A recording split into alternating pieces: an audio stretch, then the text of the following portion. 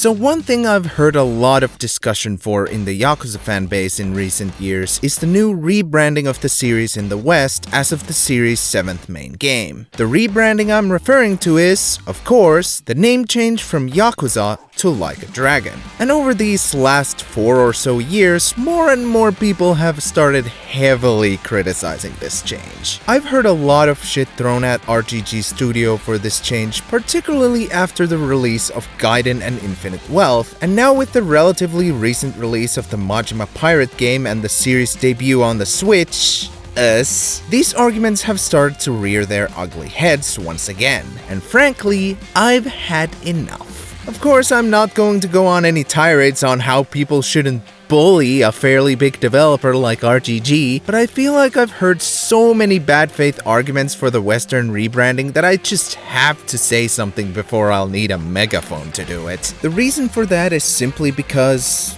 I actually like this name change, so I'm here today to defend this hot take of mine. Now, despite whatever I may say from this point on, I want you to know that you are valid for not liking the new naming conventions. Again, I'm not here to defend RGG from bullying, and you're still entitled to your own opinion, no matter how wrong it may be. But in this video, I'd like to offer some of my own perspective on why the change was made, go over the arguments that people usually make in bad faith, and look at them from a different angle. I'm not claiming what I'm saying here is the absolute truth, since unfortunately my uncle does not work at RGG, but I think I can offer a possibility that goes beyond just corporate decisions. And as such, I should probably warn you that this video is going to include spoilers. Trust me, it'll make sense when we get there, and you'll see a big warning there too. Now then, with all that out of the way, pour yourself a cold drink, sit back, and take out a notepad because this will be on the test, and let me tell you why the Yakuza series Western rebranding is actually genius.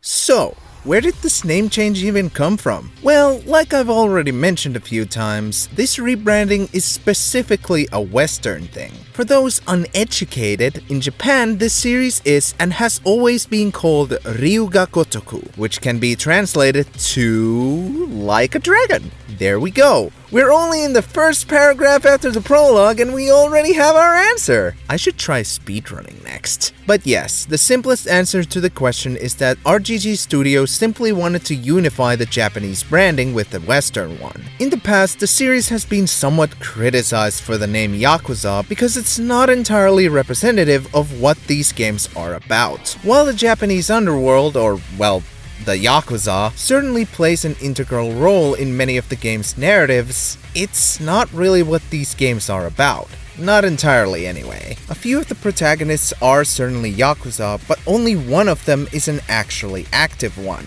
Well, 2 if you count Majima and Dead Souls. The rest are either ex-Yakuza or just civilians with decent fighting skills. Or Haruka. And yes, like I said, the plots of these games more often than not throw these characters into Yakuza conflicts, but it's more about the lives of these individuals, about who they are and where they will go. The Yakuza are just one part of their stories, and it's not always even the central part. But since these issues, for a lack of a better word, have been around since the series' 3rd game, or arguably even the 2nd, why did this change only come about now? Well, like I said in the beginning, there are more than a few angles you can look at why this change happened, but the most likely explanation why it happened specifically at the series' 7th main entry is because of the series' gameplay change from a beat-em-up brawler to a turn-based RPG, and the change in protagonist from the veteran Kiryu to the newcomer Ichiban. It only made sense after such a major shift in the series. If there was ever a time they were going to unify the Japanese and Western branding, the changes brought about by Yakuza Like a Dragon was the perfect opportunity. While the games are still obviously connected, now the games with Yakuza in their name are firmly rooted in the Kiryu saga, while the Like a Dragon games depict the events of the Ichiban saga. Now I know that doesn't make sense for every game, but don't worry, we'll get to that. With the rudimentary stuff out of the way, let's get to actually addressing why people don't like this name change and what specifically is so bad about it. The biggest reason people don't like this change is probably because of the most popular prevailing theory why the rebranding was done in the first place. That this whole thing is RGG's attempt at making the game seem more accessible. When the series was still called Yakuza, every mainline title was a numbered entry, and the detractors of this change argue that this made it clearer that the games were connected. Starting from Yakuza Like a Dragon, none of the subsequent games were numbered anymore, and the 8th game, the sequel to Like a Dragon, was subtitled Infinite Wealth. And because the games are no longer numbered, it's argued that it implies it's fine to start with any game and they have no connection to the previous titles. And to be fair, RGG definitely has pushed the newer games as good entry points recently, despite the fact that many subsequent games directly reference the events of the previous ones, and in some cases, like Infinite Wealth, build off their story from those events. The entire premise of why Ichiban has to leave for Hawaii in Infinite Wealth concerns a major plot point from the previous game, as does the conflict with one of the villain's factions. So I'm not saying there isn't any truth to these claims, but at the same time, I feel like saying that the rebranding was made purely to support this marketing strategy is not only a very cynical way of looking at it, but also kind of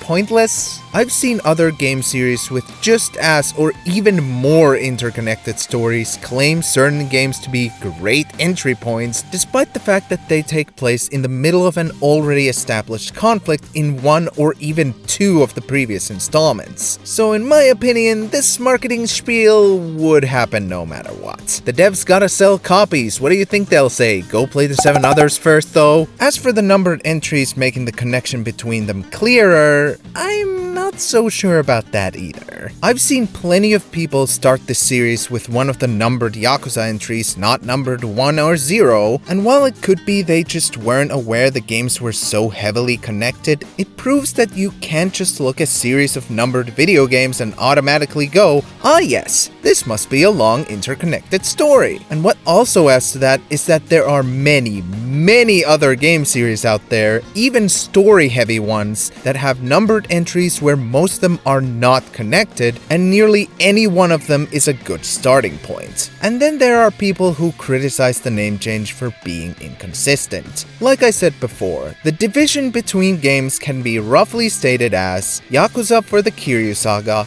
and Like a Dragon for Ichiban. But even that has a few special cases, namely Like a Dragon Ishin and Like a Dragon Gaiden, the man who erased his name. Because both of these games have you controlling Kiryu. So on the outset, putting them in the Ichiban saga is a stretch, but I'd say they both have a justification for being named this way. Ishin is easier to explain since, as a spin-off, it's very far removed from either of the two major sagas, and the main character isn't really Kiryu. Ryoma is his own character who is most certainly being portrayed by Kiryu, but they're not the same.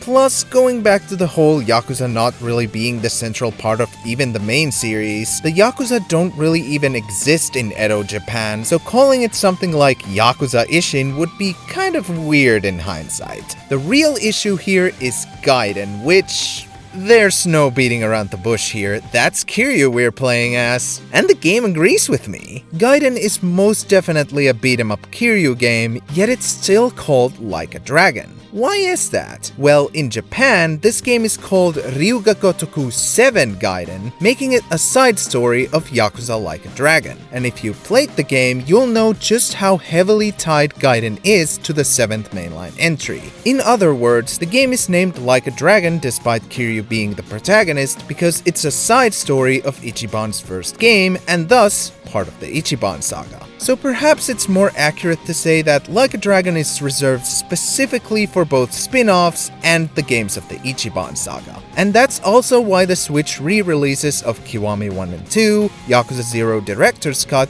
and the recently announced Kiwami 3 are still titled Yakuza because they are Kiryu Saga games. The only real exception to all these rules is Yakuza Dead Souls, being a non-canon spin-off much in the same vein as Ishin and Kenzan, well, like guess Ishin and Kenzan could technically be canon, yet it's still named Yakuza. But since Dead Souls was released way before the name change and hasn't been re-released at all since then, I'd say it's understandable. Plus, since the game does chronologically take place after Yakuza 4, you could make the argument it's part of the Kiryu saga, but I digress. However, all of this is pretty small potatoes in the grand scheme of things. I can throw out all the logical technicalities and argue the justification for each game's title till the cows come home, but I truly believe there is a more meaningful reason why the series title changed. You could even call it a storytelling device. And this is where we get to spoilers. That's your cue to skip if you're so inclined. As I mentioned before, the name change coincides with the switch in protagonist, and as Yakuza Like a Dragon is the game where Kiryu, sort of, passes the torch to Ichiban, it would make sense to have both the series' old and new title in the game's name. It's a transitional title in many ways, with the main cast, the gameplay, and even partly the vibe changing from the Kiryu saga. But there's one more point where Like a Dragon shifts majorly in its story, and this is the crux of why the name Yakuza simply wouldn't have worked as well for the series going forward. In chapter 12 of Yakuza Like a Dragon, Ichiban and his merry crew travel to Sotenbori in order to meet with his old patriarch Arakawa in the Omi Alliance headquarters. Fast forward a bit, some one-eyed crazy fights them with this big-ass bald man, and we finally meet Arakawa with Daigo, the current chairman of the Tojo clan, in tow. The situation is understandably confusing to Ichiban since they're at the Omi HQ for one, but also since Arakawa supposedly sold the Tojo out to the Tokyo governor Ryo Aoki, leading to Omi gaining a big foothold in Tokyo. It turns out that Arakawa's operation was just a big ruse by him and Daigo to lull Aoki into a false sense of security and split the Omi's force in half so that they could accomplish their true goal in Osaka, dissolving both the Tojo clan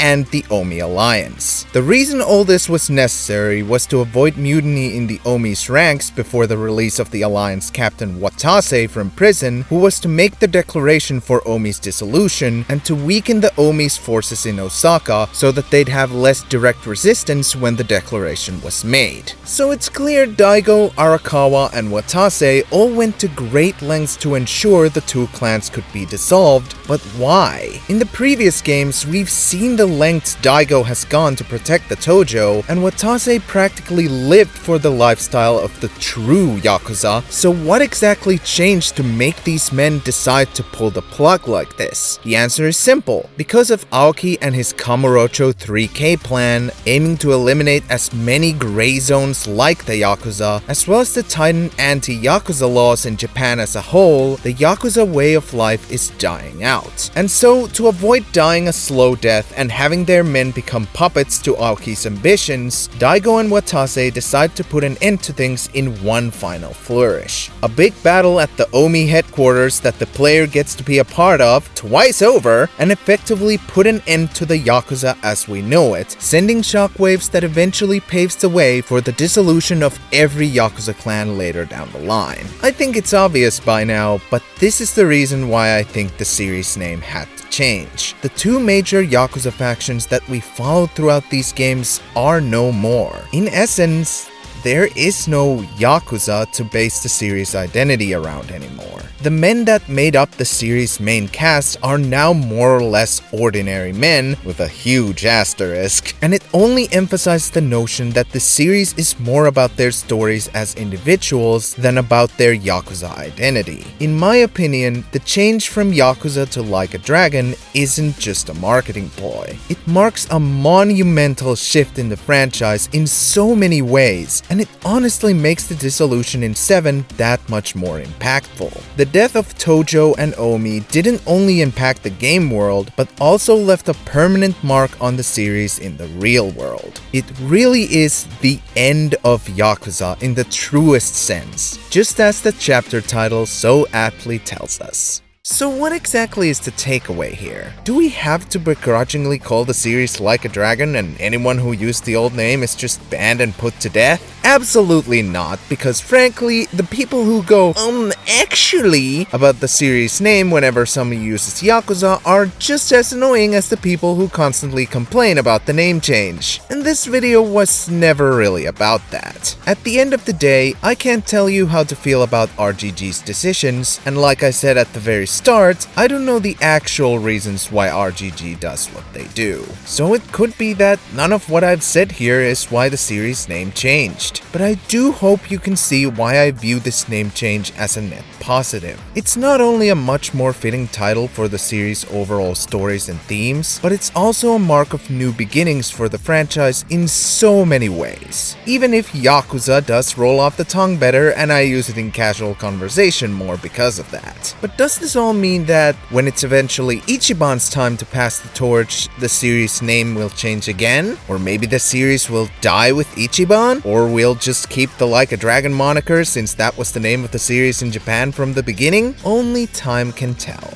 Maybe the next protagonist will have some other mythological creature on their back and the games from then on will be called something like, I don't know, like a Kirin. Regardless, whatever RGG's intentions with this rebranding were, Like a Dragon is here to stay. And no matter what name the series may carry, the core of these games will never change, and that's really the most important thing. These characters will keep on going against the forces these games keep throwing at them, be they Yakuza or not, and keep showing their unrelenting will, one that's like a dragon.